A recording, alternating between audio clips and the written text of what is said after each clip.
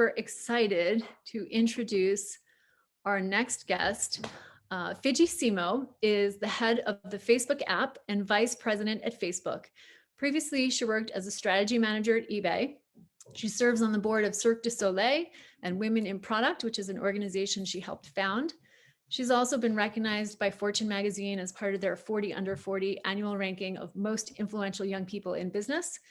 And Vanity Fair named her the 10th most influential French person in the world. We'll have to find out where Dr. Shamali is on that list because he should be on there. And so she contacted me a few months ago and said she wanted to get involved and wanted to help. And so we're really, really excited to have her here today to talk about her journey with POTS and what we can all do to keep growing as a community. Hi, So Laura. welcome, Fidji. How are you? I'm good. I'm very excited to do this, and I've been watching all the wonderful talks. So very, very excited to see that we're making progress. Yes. So tell us a little bit about your POTS journey. How did you know something was up? Yeah. So, like, I think most people, this is a sad and tortuous journey, but I got pregnant in 2015. It was a rough pregnancy. I was on bed rest for 5 months. And once I had my baby, I started to feel a whole range of very weird symptoms. I was atrociously dizzy. My muscles were shaking all the time. I was passing out like crazy, and I had massive tachycardia. So I went around all the doctors you would imagine, cardiologists, neurologists, etc. And even though, you know, my heart rate was elevated, they didn't find anything really wrong with me and did not diagnose me at the time. So I spent 8 months wondering what was going on. And after 8 months, the symptoms slowly disappeared. And I thought, okay, so I was just recovering from pregnancy and I'm done with that part of my life. And then in 2019, early 2019, I had a big flare up of endometriosis. I want to say hi to all the sisters who happen to have both POTS and endo. Lovely combo. And at that point, I decided to have surgery to remove endometriosis. And I woke up from that surgery completely unable to walk, which is really unusual for abdominal surgery. And it turns out I was diagnosed with a tear in my hip joint and subsequently a potential diagnosis of hypermobile Ehlers-Danlos, because from being in stirrups for 3 hours, you're not supposed to end up with a tear in your hip joint. So from there, I was like kind of immobilized and kind of in a wheelchair for 6 months last year. And all the same symptoms that I had after pregnancy started appearing again. Complete dizziness, fainting, tachycardia, extreme shakiness. And this time I really felt like I was kind of dying, where like from head to toe, I was sort of falling apart. And thank God, like I had a great primary care doctor who started to say, you know, like a young, healthy woman doesn't like develop heart problem and neurological problem and balance problem all at the same time, and ended up connecting me with a neurologist that diagnosed me with POTS. Wow. Well, I know a lot of people listening to this have a similar kind of roller coaster ride of a story where, you know, it's sort of like, what is this? What is going on? So, do you feel like it took you a long time to figure out? I know the average diagnostic delay is about 4 years, but it seems like it was a little bit less than that for you, hopefully. But Yeah, I mean, it was, 6 years since the pregnancy. So I can't help but feeling that if I had been diagnosed during that first episode, I would have been much, much better prepared and would have potentially avoided a much worse one later on. yeah. And I would say the second time that happened, it took roughly, I would say 6-7 months from the surgery to like all of the symptoms starting to pop up to getting the diagnosis. So yes, a little less than what you said. But I do think that it's incredibly important that we catch these things early before the disease end up being, so disabling and affects so many systems. Yeah. Did you feel like any of the doctors you were seeing were dismissive? You know, this happens to a lot of people with dysautonomia, especially women, but even the men, get dismissed because the condition is just not understood. Of course. I mean, I think we can all relate to that. And, when I went to see doctors after my pregnancy, you can't even imagine the number of times where I got kind of like a knowing smile saying like, oh, lady, you're just tired. It's hard to have a newborn at home. And I'm like, listen, I have been used to not sleeping for a very long time, and I'm usually fine with it. Usually that doesn't get my heart rate to the roof and fainting. And like it was this gentle tone of like, oh, you must be like really struggling with being a new mom, which at the time was just so exasperating, because I was like, no, I'm delighted about being a new mom. I'm exasperated about the fact that I am fainting all the time. um, which is not a good characteristic for a new mom. So yes, absolutely. I mean, even during the surgery last year, when I woke up from the surgery and I couldn't walk, like, the surgeon is a very good surgeon for endometriosis, but like, I was the one case that didn't fit his pattern. And instead of putting his ego aside and being like, wow, this woman is in a lot of pain, what happened? Let me figure out how to help her. He kind of sent me on my merry way. And I had to figure out like what had happened during the surgery kind of on my own. And just the diagnosis for the joint tear took 2 months of not knowing what was going on with me. So I do think that we really need our doctors to take a pause, and even when the story doesn't fit what they know, the story is inconvenient, really realize that women have no interest in making up symptoms, and they just need to listen and try to figure out how to help. Yeah. I got blamed. You got blamed for having a baby. I actually got blamed for not having a baby. I had a doctor say to me, Miss Stiles, you're just doing this because you're 31 and don't have babies yet, and you're trying to get attention from your husband. And I was like, what woman on the planet tries to get attention from her husband by vomiting and laying on the floor? Like, this is not, it seems like there's an excuse for doctors that want to blame the patient. There's always some stage in your life that they could blame things on. But anyways, well, we're lucky that we have doctors, at least the ones presenting at this conference, who really aren't doing that to patients. So like, how do you, when you're going through all of this, you're a very confident, business person. How did you advocate for yourself to get the care that you needed? Because that can be hard, no matter what position in life you're coming at this from. It's pretty hard to be an advocate for yourself when you feel so crummy. And it's so interesting that you mentioned like being an accomplished business person, because I handle a lot of really tough situations at work. So you would think that I would show up in a doctor's office and show them how it's done. But even I had a lot of trouble really gaining the confidence in that part of my life about advocating for myself. And when I realized, I still had this image in mind that doctors have all the knowledge, and of course, that's their job to save me. And when I realized that, a lot of their knowledge actually didn't apply to my situation, or they didn't know that much about parts, or, all the gaps that we see and you're trying to fix, Lauren, I realized that I needed to be in charge, and that this was going to be no different than what I do all day in business. I needed to be in charge of my body, my health.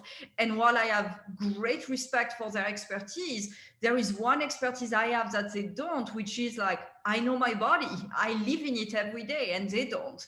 And so changing my mindset from, waiting to find the one doctor that would save me, to telling myself, no, I am going to find a solution. I am just going to recruit people to help me find that solution. And they're going to be great help along the way, but I'm fundamentally in the driver's seat. That was such a liberating feeling. And I know it's hard, especially when you're sick and you don't feel great, to find that confidence in you. But until we realize, like, this is our health, this is our body, we're in the driver's seat, I think, things are not going to evolve. And I want more women to feel like they have the permission to do that. Yeah, it's funny that you said liberating. I think I used that same word. I wrote a blog post about this years ago, sort of realizing that you're your own best expert. It's a little terrifying because it sort of does put the decision making in your hands, and it's a big responsibility to have to manage such complex health issues. But it's also really empowering to know that you do have there is a big opportunity for you to make a difference in how you're managing this, how you're coping with this, who you're seeking out for help, and it's a little bit, it's hard to do that sometimes because it feels a little, even to an experienced, dysautonomia advocate. Sometimes I just want to be the patient that doesn't have to tell my doctor what to do. I just want to have someone that says, I know what to do for this, and we can't usually, our patient community has a really hard time finding those kind of doctors, right? And Lauren, I think I even told you that, but as part of me educating myself on POTS, I came across all of the literature on MCAS, and I realized that this is actually what my mom has, and she hasn't been diagnosed in 20 years. And it's so, like, the symptoms she has are all like allergic reactions, which I don't have. So it's so different that I never imagined that our two conditions were related. But as I educated myself, I started sending her like some literature, and she was like, "Oh my God, this is my entire list of symptoms." And now, with the help of Dr. Goodman, we're actually getting her diagnosed in France. So, and my mom is definitely a badass. She has tried everything under the sun to get better. But fundamentally, education is key. And what you're doing, what this conference is doing, is really putting more tools in the hands of patients, in the hands of women to advocate for themselves. Yeah. Have you found any, tips and tricks? We all have like our own little things that we do to kind of like what works for you. Have you found any kind of Fidji's tips kind of stuff? There are some medications that have worked very well for me with a heart rate in particular. Ivabradine and propranolol were godsend. Water and salt didn't do anything for me. I have the hyperadrenergic kind, and I think it just didn't react as much. Exercise was actually really helpful. I used to have skipped beats all the time. I couldn't do 3 steps without my heart going crazy. And I took it very easy in the pool, and pool exercise was the only thing I was really able to do. And initially, even doing 2 strokes, I would be out of breath. My heart would be all over the map. And now I can swim for 30 minutes. And that was in the span of 8 months. So that's one of the things where I can clearly see the evolution between being completely unable to do anything to actually being in better shape. However, on land, I'm still having a lot of trouble exercising. So I think it's we have to find what works for us. And I would say the last thing is elevating the head of the bed. I have a lot of vestibular symptoms, and so elevating the head of the bed has been kind of a lifesaver for me as well. That's good. I did 10 years ago, I was bedridden sick with this, and I got sent to an inpatient physical therapy rehab center, and they put me in a pool. I actually begged for the first 2 weeks I was there. I begged to go in the pool, and they didn't want me in the pool because I was a fainter. But finally, they let me go in with a supervised therapist, and I could not stand without kind of going pre-syncopal pretty quickly. But in the pool, I could do 45 minutes of upright cardio standing in the pool on the first day. And they were like, wow. I'm like, yeah, I told you, it's my blood pressure and heart rate stuff. I'm not a super out of shape person. It just, so that recommendation, this is the time of year, at least in North America, where it starts getting cold for a lot of us, and you can't do too much outdoor pool stuff. But if you have access to, a place to swim, if you're a fainter though, be careful, make sure you're with someone keeping you safe. So, you have a young daughter. Do you talk to her about your health issues? I know we have a lot of patients who are moms or dads. How do we talk to our kids about this? Have you kind of navigated that? Well, it's been such a big part of our lives, sadly, that I've had to talk to her about it. But the thing, that I realized is that I spent so many years being very out of touch with my body.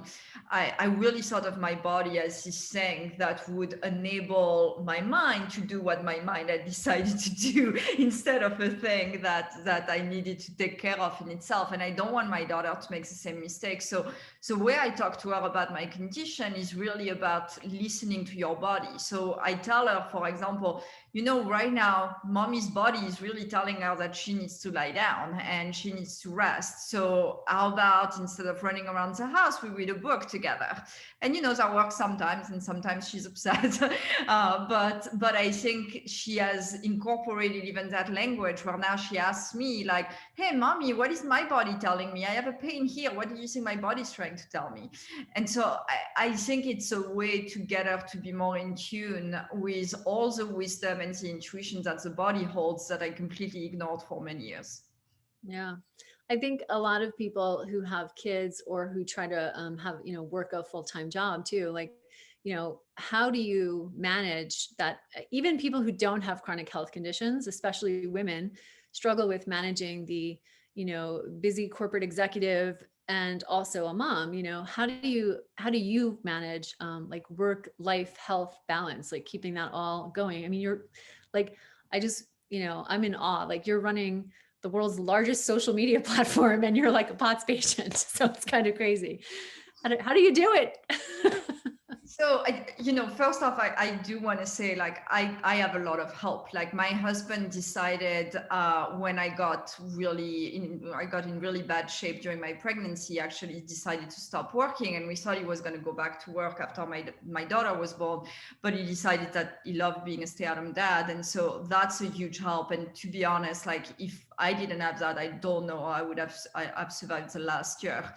The second thing is like I've realized that asking for help is okay, and that's something I hated doing. I loved like giving help, but hated asking for help.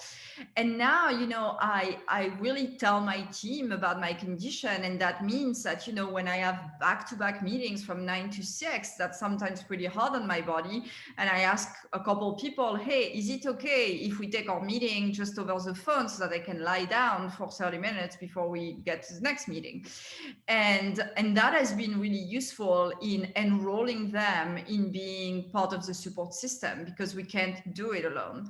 And then the last thing I would say is that I'm a big fan of the thinking that you can have it all over the course of a full life, but you just can't have it all at the same time. And I think Ruth Bader Ginsburg said that. I'm stealing shamelessly. And so I think that's important, because I used to put so much pressure on myself to be the best corporate exec, the best mom, in full shape. Also, like, I have a very creative side, so I wanted to be like very creative over the weekends. And like with this disease, that's just too much. Like, if I manage to do my job right and like really crush it during the week, I end up needing the weekend to really recover and not doing much. And so during this last year, I have had to cut myself a lot of slack and tell myself that, the moments that I have with my daughter, I'm going to make them count. I'm going to make them like very high quality, but that's not going to be, a ton of time, and definitely not running around the house. And I'm going to focus on, getting back in better health and on doing the very, very hard jobs that I have to do at Facebook, because that's pretty critical, especially right now. Yeah. So in this, you did an interview with Marie Claire magazine where I love this. You were talking about how you used to use fashion, like very high quality fashion, to project your confidence in the business world and to sort of be like a shell. And when you weren't feeling good, you went from being this high fashion woman to somebody who is sort of laying in bed with unwashed hair, leading staff calls. I can totally relate to that. My staff can tell you, I'm not a high fashion person, but I've done the staff calls from bed. So like, how do you think, you talked about in the article that this made you, you thought it made you a better leader overall. So how do you feel like, being real with your staff and sort of being vulnerable, helps you in the business world? Yeah. So, it was interesting because I had spent kind of like, my entire career wanting to project confidence. And as a French person, style was a very big part of it, but I quickly realized that it was a shield, it was a crutch. And that happened, for the first time when I was on bed rest during my pregnancy. I mean, I had to be fully lying down. So not only I had like unwashed hair, but I had like traces of Nutella all over my like while lying down. It wasn't pretty at all. And I was terrified because I was worried that so much of what had made me successful, so much of my leadership was tied to this, persona. And when I was finally forced by a team member to turn on the camera when I was, leading the team from my bed, and he said, like having a disembodied voice lead a room of 25 people is not the best. We might want to see you. When I finally got the courage to turn on the camera, what I realized is two things. First, I could still lead, and they were listening to me not because of my style or what I look like, but because I was actually pretty good at my job. And that was like a good realization to realize that I didn't need the crutch.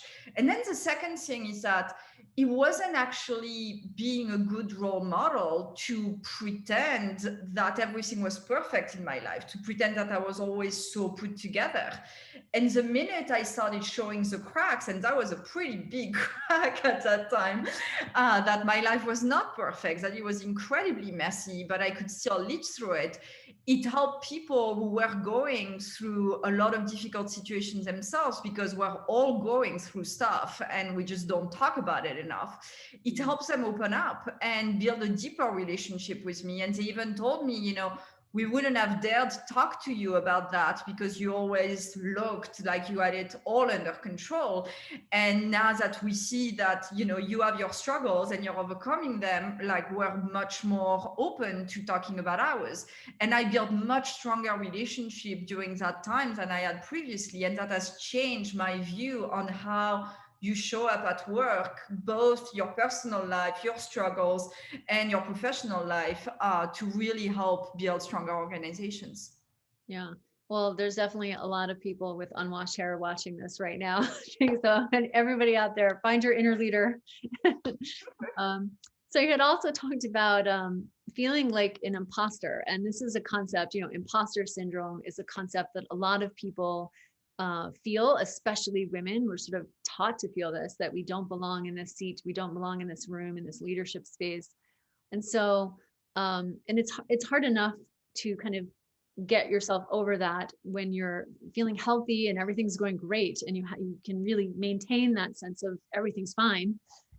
So how did you sort of overcome that, making, how did you kind of get through that to get to a place where you don't, like, you feel like you deserve to be where you are, because I think a lot of people with chronic illness, I felt this too, like when you're under the weather, when you're not feeling up to your 100% level. And a lot of us with dysautonomia, like, operate not at 100%, not everyone, but how do you kind of feel like this is where I belong, Yeah, well, I can tell you, it wasn't easy. That was pretty terrifying for me because on the one hand, I wanted people to know what I was going through. And on the other hand, I had spent a lifetime, showing them that I was up to the task every single time. And so it's this hard balance of bringing people along the journey, but being terrified that they're going to lose confidence in you, And to me, I would say when it comes to imposter syndrome, I would say two things. One is realizing that this illness changes a lot of things, but it doesn't change who you fundamentally are and what your skills are. Mm-hmm. And I think, always coming back to like, I feel like shit, but I also know how to lead a team. I also know how to build a product. I have launched many, many successful ones. And I can hold these two things that feel at odds together because they're both a part of me. That was incredibly helpful in realizing both can be true and both can coexist at the same time. And yes, that's messy, and I don't like messy, but I think it's important to not lose all the things that make us as part of this disease. So that was really important for me. And then the second thing that helped is, instead of focusing so much on like not feeling up to the task or feeling like an imposter, I always focus more on gratitude. And so, even before having this disease, I always thought, whenever I was like, I'm a like daughter of and granddaughter of fishermen in the south of France. I was not destined to lead the Facebook app by any means.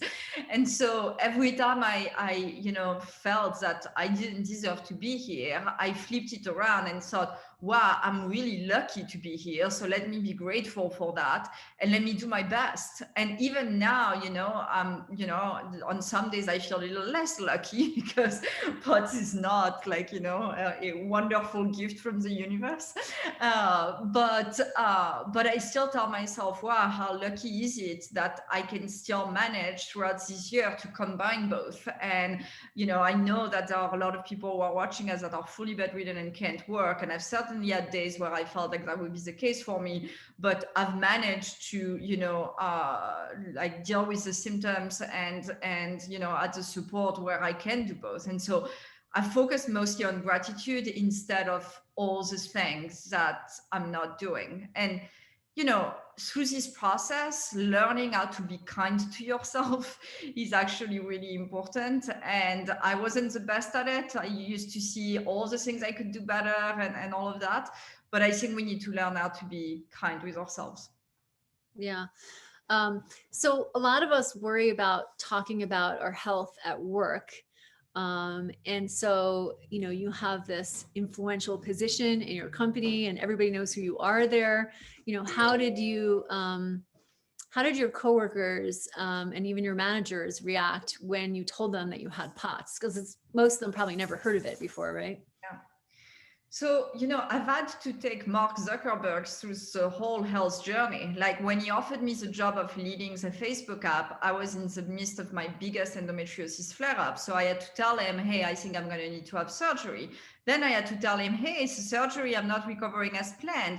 And then I had to take him through like the craziness of symptoms and finally the diagnosis. And so not only it was like really terrifying, but it was messy and like we didn't know what was going on with me. And I've been incredibly lucky that it was really not only just like kind and supportive, but also interested in the condition. And like I remember like when I finally had the diagnosis, like picked up a piece of paper and wrote it down on a piece of paper to look it up.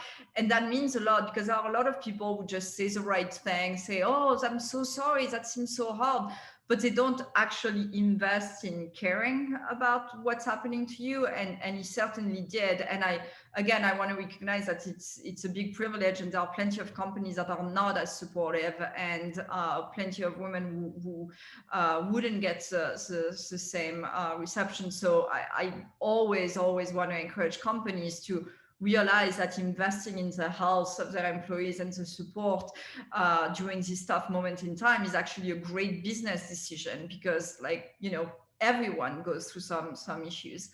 But the thing that was the hardest for me is that such a big part of my value system is based on my work ethic. I'm known to work a lot. I'm known to be like the one who always puts the extra hours. And I was so scared that by going public with this diagnosis to my team, by even saying that I needed a couple of weeks of medical leave back in February to do all the tests and figure it out, which I had never taken, like all of that was so at odds with what made me and like how I consider what I consider to be my values. And so the hardest part was for me to actually become comfortable with that, and that it wasn't a sign of weakness. It was actually a sign of taking care of myself. And one thing Mark told me that stayed with me is that the arc of a career is long, and really by investing in your health, you're investing in your career long term, and we shouldn't look at it short term. And yes, maybe this year we're going to have to struggle to make things work, but really we're investing long term in the talent of our people. So that has been really helpful. That's awesome. I wish that I think a lot of, there are companies that are like that, but I think a lot of our patients struggle with, you know, their bosses are not as sympathetic. And I think as a community, the more we raise awareness of, like, if you go to your boss and you say, I have cancer, there's instant sympathy. Everyone knows what that is. Everyone knows it's serious. And you get a different reaction from a lot of people. And I think the more we can raise awareness about dysautonomia and POTS, overall, the more people who don't have those sympathetic bosses right now might get that kind of better reactions in the future, hopefully. So Facebook is a place that a lot of people go to connect with others. As an organization, certainly we have taken advantage of that. So, from common diseases to like really ultra rare genetic disorders. So can you let us know, do you use Facebook groups to connect with other people, and how, in your leadership role at Facebook, how do you see other people using Facebook to connect on health issues? Absolutely. So yeah, I've used it extensively myself. Like when I started my being diagnosed with endometriosis, I found this incredible group called Nancy's Nook, which had a lot of information to women. So you're in it too, yeah. Which has incredible information to educate women on the disease. And then when I had my POTS diagnosis, I joined one of your groups, and it was really helpful in first feeling like you're not alone, and that there are some things that only someone going through POTS will understand, and also checking your symptoms. So for example, my primary care doctor really didn't think that my constant tremors were related to POTS. She really thought it was a separate symptom. And I went and posted into a POTS group, and I had literally thousands of answers saying, no, I have it too, I have it too, I have it too. And I was able to show that to her. And it's not at all to take medical advice from a Facebook group. I would very much advise against that. But it educates you, and it gives you, again, a little bit of permission and a little bit more like information in your hands to go back and say, no, actually, I think these things are related. So that's been incredibly helpful. And then as an organization, a big part of my role at Facebook has been investing in Facebook groups because I think, especially at this moment in time, we're all craving connection.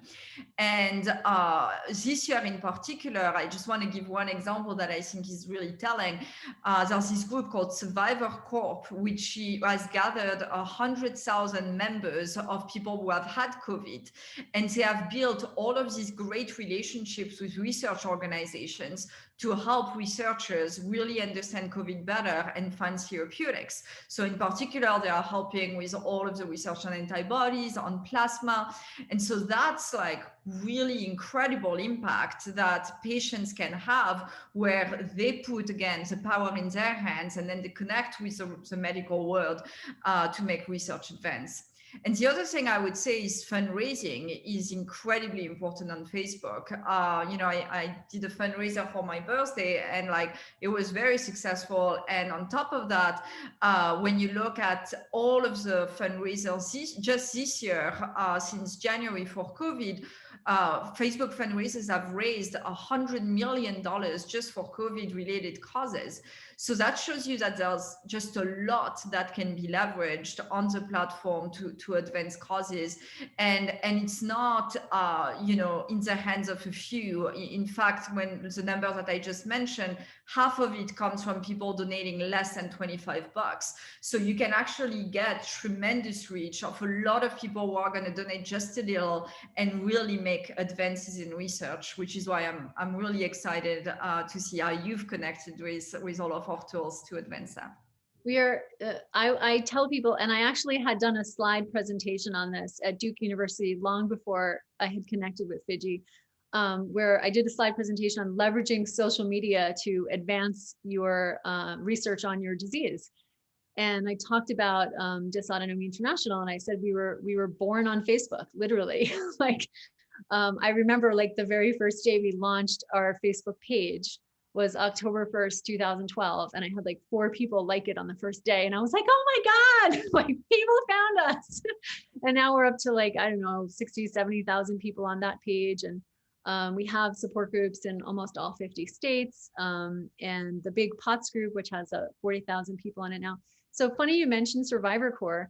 Diana, who started Survivor Corps, is a friend of a friend from Long Island. And so I have connected with her, and we were recruiting with Stanford University. Dr. Miglis and I are working on a COVID study to try to understand the long-term symptoms that some of these patients are getting. Because some of the COVID patients are developing a long-term thing that looks like a POTS or a dysautonomia. So we have Survivor Corps has helped us promote that study to recruit people. And Dr. Miglis actually presented some of the data yesterday, some of the brand new data fresh off of Facebook, research recruiting. So there's so many useful tools. We use it for fundraising too. Actually, I'm pretty excited to announce. So Fidji had generously offered a $50,000 matching grant for the month of October, and we have raised over 75,000 already, and we're not done with October yet. So the match is done, but keep going on the donations for Awareness Month, because we put all of that into the incredible research that's been presented today, and our patient support programs and our educational programs. And we can't do anything if we don't have donations. So thank you for generously offering that matching grant. It's pretty cool. So the other things I wanted to kind of talk about are, even though it's not just women who have POTS, female empowerment is sort of a big part of what you have done, not only in your career, but in your more, I wouldn't say private life, but in your other interests, and launching women in product and, giving women a platform. So, what do you think women in the POTS community can do to sort of put POTS on the map, and not just as a female condition, but to get it recognized? Because I think a big part of the reason why it's not recognized, even in men, is because it's a female predominant condition, right? Yes, I mean, I think that's the thing I would start with, which is like, even for the guys watching us, like, the reason you're not getting enough research and enough treatments is because there's such a big bias in medicine against women condition. And I think we need to be very vocal about this as women. We need to denounce the injustice of the fact that all women conditions, whether it's endometriosis, whether it's autoimmune diseases, POTS, they're still vastly underfunded compared to male ones. And honestly, we are the victims of decades of delay in truly understanding women's bodies, women's conditions, for so many structural reasons. So I would say, like, if you're asking me what I would advise, first, I would say each woman needs to stand up for themselves. So let's arrive in our doctor's offices fully educated, so that if they tell us we're just anxious, we can push them to look deeper. And if you're watching this conference, that means you're already taking the first step towards that. And then second, it's about organizing. Lauren, you've done insanely fantastic things, but now you need an army behind you of people who will fundraise in their community, who will raise awareness, who will tell their stories, who will organize support groups, who will enroll in research studies. There are a million ways for women to stand up and change this condition, because I absolutely refuse to accept that we're going to feel like this our entire lives. Like, that's not acceptable. So we've just got to find a cure. And, I haven't met a woman who isn't strong. So let's just get it done. I need that on my t-shirt. Let's just get it done. So, POTS is fairly common, impacting about 1 out of 100 teens and 1 to 3 million Americans. We don't have estimates for France, but once we get that ICD code, maybe we will. But it's clearly not just an American condition. This is impacting people all over the world. And there have been other leaders in business and politics and sports and entertainment who have this condition, or who have a loved one with it, just based on the numbers. There just have to be other high profile people that are dealing with this in their family. So you've been like really open and comfortable talking about this. And, what would you say to sort of other people in those positions of power where they have a platform, where they have a voice? Would you encourage them to come out? Or, I mean, obviously it's such a personal decision, but I think it's fared well for you. It hasn't, I'm assuming that a lot of people don't come out about it because it's a condition that no one knows what it is. So they're worried people are going to think poorly of them or something. What do you think about that? So, I mean, it wasn't easy even for me. And it's interesting because I did spend quite a bit of time talking about like my hard pregnancy journey, but it was easier because I was on the other end of it. I had a beautiful, healthy baby, and yes, you can talk about the hurdles once you've conquered them. On this one, it was much harder because I'm right in the middle of it. So it's not quite the heroine journey that I used to tell. I haven't slain the dragon yet. And so, I when I went public with this on my birthday, I had to reread the post 20 times, and I hit post with a trembling finger, not just because of pus. And so, as I said, I was very scared of, having spent a lifetime, because when you're a woman in tech, that's what you do, showing that I'm a badass, showing that I can lead, a very large scope, and having all of that, risked for going public about something that could be seen as a weakness. And then I realized that vulnerability is not a weakness. Vulnerability actually takes courage. And by doing that, by using your voice, you are actually opening up a path for people to feel like they can be themselves as well. And I did it really because I'm leading 5,000 people right now. There are plenty of them in my organization who have chronic conditions and who are feeling like they can't talk about them at work. They have to, come up with, incredibly sophisticated ways of living to hide that condition in the workplace. And I thought that wasn't okay. And they need to see that even their leaders are able to, be open about all the struggles, and that gives them a path, that gives them a way to see themselves.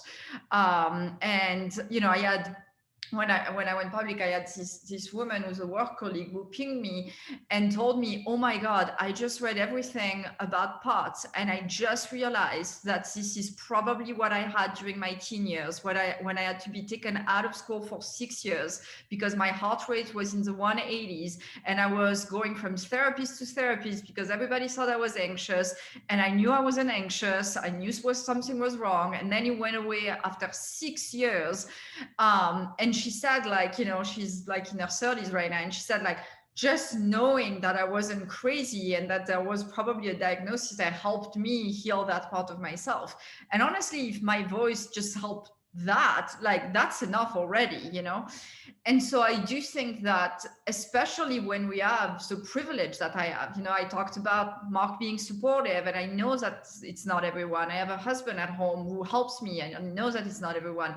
If I don't have the guts to talk about it, then we're going to be in a situation where everyone assumes that this disease is not real, and because they haven't seen anyone like really speaking up. And so I do think that as leaders, we have a responsibility to shine a light on the struggles and what's happening, especially when shining a light on that like gives us a fighting chance of giving credibility to this illness and actually fighting it. Yeah. One of the things when we first started Dysautonomia International, I said that, dysautonomia as a whole, and in particular POTS, needs a credibility public relations makeover, because we all know this. I mean, nobody wants to admit it, but we know that a lot of doctors, they roll their eyes at this term, like, oh, that's not real, and it's, I spend a lot of time being an angry patient about that. But you can't stay angry, right? You have to put that into some productive, proactive kind of work. And I think a lot of us have that anger, and it's almost like a little bit of a trauma that, to be told over and over again that nothing's wrong when you know in your gut that something's definitely wrong. And then to finally find out that there is something wrong, and that, it was delayed for how many years, that you weren't getting the best treatment you could. So I think that, having, having, but also having a little bit of not gratitude, like a forgiveness, because doctors think they roll their eyes at this because they haven't learned about it, right? Most of them did not learn about this in medical school. And it's sort of easy to dismiss things you were never taught about. So I view that as our role as an organization, is to really crank up the clinician education so that that next generation of doctors, maybe they're not going to all become the world's best POTS experts, but they're not going to roll their eyes at it. They're going to know what it is, you know? Absolutely. So what, on that note, what do you wish, if you could say one thing to every doctor on the planet, you know, what do you wish that they knew about POTS so that the next patient doesn't have to go through what you went through? I mean, I think it's just what you said. It's believe it's real.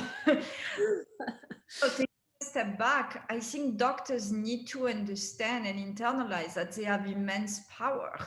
They have the power to really change our lives for the better. And there are certainly some amazing doctors that are, you know, like gods in our household. And there's also the risks that with some less good ones, you can have a lifetime of medical trauma by being gaslighted, by being dismissed. And sometimes I worry that they just don't realize the harm that they can cause. And so I just hope that doctors pause, realize that, you know, that woman or man in the doctor's office is as vulnerable as she's ever going to be. And she needs you to show up and to actually acknowledge that she's going through something right now. And if you don't know what that is, it's on you to educate yourself. It's not on her to do your job. And so I just really wish that doctors would pause and take the time, put their ego aside, and realize that maybe they need a little bit more education and information, and they're able to use Google as much as we are. So they should figure out what dysautonomia is when a patient presents with the symptoms. I remember when doctors first started using Google during appointments, it was like a thing they would go in the other room and like Google and then come back. And now I see more and more doctors who are just doing it right on the computer, right in front of the patient. And I respect that. Like, that's the doctor saying, I'm going to learn about this really quickly so I can try to make some sense of what you're telling me and give you some more helpful advice. And I love it when it's better than, I have Sjogren's on top of POTS, and I have to spell Sjogren's for doctors sometimes. I'm like, how is this person going to give me competent medical advice if they don't know how to spell my condition? You know, but please Google. Yes, it's good. But I think, you know, it takes not having much of an ego to be like, I don't know, I'm going to check Google. And I can tell you, like, in my work, one of the most powerful tools is to say, I don't know, when you don't know, and not make a decision when you don't have the information. And I see doctors all the time, like, not use this very basic, you know, leadership trait, which is to realize when you don't know and to go learn about something. So yeah, that would be my biggest piece of advice. I actually think we need to, maybe that's what we need to do. We need to teach, because this problem isn't unique to POTS, right? This happens to people with other forms of dysautonomia, with other chronic illnesses. When I was really sick, I read Fran Drescher's book about cancer schmancer, because she's funny. So she sort of made a funny book about getting diagnosed with cancer. And she said, you know, that she was going to all of these doctors, and she's Fran Drescher, you know, she's famous and she has money, and she couldn't get help. And she said, I just wanted, basically, that she just wanted, you know, someone to just listen and learn. And, you know, it just seems like we need to teach humbleness to doctors, you know, like being able to stand up and say, I don't know, is not a trait that medical schools are looking for when they're recruiting young doctors. So I think that Honestly, I feel much better when my doctor tells me, I don't know, I'm going to look into it, than when they pretend to know. And I just don't think that they realize that, you know, at least it shows they care and that they're going to actually do something about this instead of pretending that they have it together. I'm actually usually not trusting when a doctor tells me they know about POTS, because like I don't go to a lot of new doctors anymore, but when I do, they're like, oh, I know about POTS, and I don't say anything like by the way, I'm a POTS researcher, I'll just say, oh, tell me what you know. And it's usually some mumbo jumbo, nothing useful. I'm like, okay, well, this is what I want you to know. So, but you have to be delicate, as you do that, because if you are, I know I find that if I am sort of, if you're too aggressive and trying to tell them that you know everything about it, that same thing that makes the ego is also not very receptive to learning from the patient sometimes.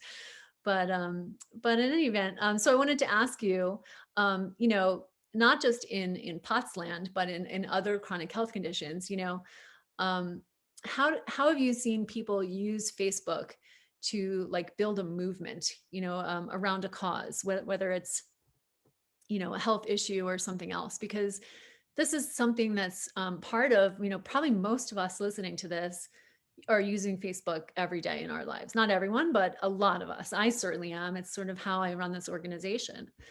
So how are people using it to kind of, you know, build communities? Yeah.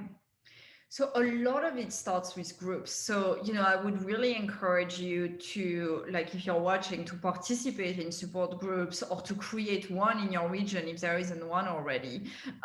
Because so much of what we see as like the seed for this movement start with a group of people who have just an interest in common and can get to know each other and do more together. The other tool that I talked about was fundraising, where like when you start layering in a community plus the ability to fundraise, that can be very powerful to start a movement. And then there are a lot of other Facebook products that help with getting the word out. So for example, Facebook events help you organize both online events and real life events when we're able to do that again one day. And that's incredibly important to activate people also at the local level, because a lot of movements need to be not just global movement, but also very local. And you were talking about advocacy just before our talk, like a lot of advocacy starts actually at the local level. And then Facebook Live is also one way to get the word out. And we're seeing, a lot of doctors use Facebook Live to share a lot of their insights. We're seeing a lot of movement builder use Facebook Live to encourage the rest of the community to organize and do a certain set of action. And, for me, one of the things that really gets me out of bed in the morning, and this crew knows that when I say get me out of bed in the morning, it's not a figure of speech. It's literally very hard to get out of bed in the morning. So one of the things that does that for me is to know that I am creating these tools and putting them in the hands of individual people who individually may not feel like they have a lot of power, but collectively can really build a movement. So if you're watching that and you're bedridden and you don't know how you can like help and be productive, just know that literally in the palm of your hand on your phone, all these tools are possible, and you can help organize, you can help support other people, you can help fundraise, you can help find a cure, you can help tell your story. All of that will be helpful, and I really hope that these tools can help us advance the mission for the best. Yeah, well, we have definitely taken advantage of those tools as much as possible. And I was actually still bedridden when I started that Facebook page. So, and even before I started Dysautonomia International, we gave out an award last night, the Emilia Moore Sparkle Award for Compassionate Advocacy. And Emilia, I met her. She was a patient I met on the day I was diagnosed. She had a blog, and I found her.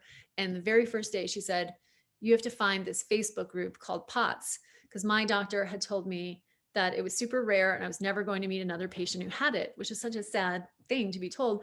And I got cooked up with 2,000 people who had POTS on the very first day I was diagnosed. And I was like, wow, I found my tribe. And I did what almost every other newly diagnosed patient does. I typed in a zillion questions. Do you have this symptom? Do you have that symptom? Am I the only one that has this? Why are my feet weird? And my feet are weird colors, and getting that validation from other patients. Like, no, you're not crazy. Our feet are blue too, like, was so incredibly helpful. And I know that from the feedback we get from people in our patient community, that the resources that we put out on Facebook, like infographics and links and videos, they help people in their daily lives. They help justify to the school teacher, like, this is why my kid needs accommodations, because this is what my kid is dealing with, or trying to get a spouse that maybe doesn't understand to kind of get the bigger picture. Or even patients themselves learning things that they should be talking about with their doctors, So it's an incredibly powerful tool. And I think that, healthcare networking patients together is probably, maybe I'm biased, but I think it is probably the coolest thing happening on Facebook, because sick people have always existed. But what were they doing before social media? If you had this and you lived alone in a rural area, like, you were never going to meet someone else that had this. So it's really cool that we can bring people together, and probably most important to know that they're not alone. Absolutely. So if you could go back in time, we have about 2 minutes left, but if you could go back in time and give yourself one piece of advice, like to the newly diagnosed Fidji, what would you tell yourself? Oh, this is so hard because I'm still so in the middle of it. I guess I would tell her to be patient. I mean, I think this illness really has taught me patience. When I was newly diagnosed, I was like, okay, I'm going to solve this like everything I've solved in the past. Okay, you're telling me I need to like drink water and salt. I'm going to drown myself right now. Let's do this. You're telling me I need to exercise. I'm going to be in my pool. And, that didn't work. And every time, I try something new, like some things get better, but not everything. And, I thought I would be better by now, of course. I just started medicine 2 days ago, so we'll see how that goes. But I think it's mostly like just knowing that this is a condition that's going to test you and that's going to require you to realize that life is long and that you need to give yourself some time, and health is the most important thing. So taking it one step at a time and like being okay with the ride, I think would be helpful. I've always been a pretty impatient person, if I have to admit it. And No. biggest thing this is teaching me is just like I'm gonna need to change that. So my last question, it's the most important one of all. I checked out your Instagram and it was filled with things that would make anyone drool, super yummy French desserts and fancy cupcakes and everything. So what is the one amazing French dessert that everyone needs to try at least once before they die? I'm used to hard pivot, but this one is a very hard turn, Lauren. I think the best one is probably the Paris-Brest. It's a choux pastry with praline cream, which is enough said. Just going. I'm allergic to nuts. I can't do that one. Sorry. I had to stop gluten. If you guys are listening, check out Fidji's Instagram. It's not good because yesterday or 2 days ago, Dr. Chabot gave us a lecture on glucose dysregulation in POTS. So you probably all shouldn't be downing the French pastries, but those apple tarts are kind of healthy, right? The folded rose apples. Absolutely. Thank you so much for your time, and thank you for supporting POTS research and Dysautonomia International. And I hope that we have a long partnership together moving forward to really help, strengthen our community and move the research forward for all of us. Thank you, Lauren. Thanks for everything you do, and thanks everyone. Good luck out there. Bye. Thank you. Good night.